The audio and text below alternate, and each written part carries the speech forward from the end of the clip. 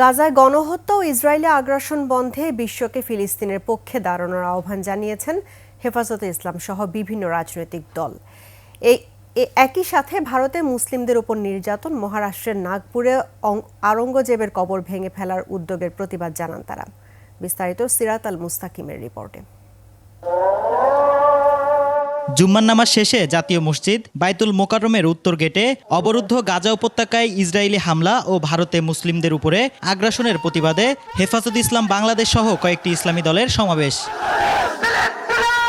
সমাবেশে ইসরায়েলি পণ্য বয়কটের দাবি জানান তারা। বলেন, ভারতে মুসলমানদের উপর নির্যাতন বন্ধ না হলে দেশটির অখণ্ডতা থাকবে না।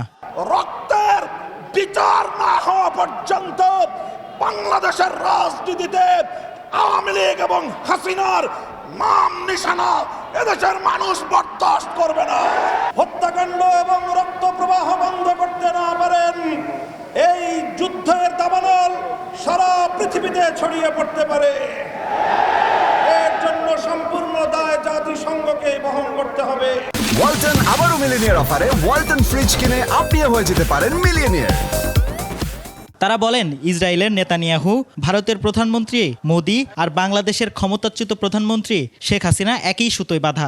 বাইতুল মুকাদ্দাসের পবিত্র ভূমির মুসলমানরা রক্ত দিচ্ছেন, আর রক্ত দিতে চাই না, এবার রক্তের প্রতিশোধ দিতে চাই। একই দাবিতে রাজধানীর বিভিন্ন জায়গায় মিছিল করেছে জামায়াতে ইসলামী। গাজায় ইসরায়েলি আগ্রাসনের প্রতিবাদে বিক্ষোভ করেছে বাংলাদেশের কমিউনিস্ট পার্টি।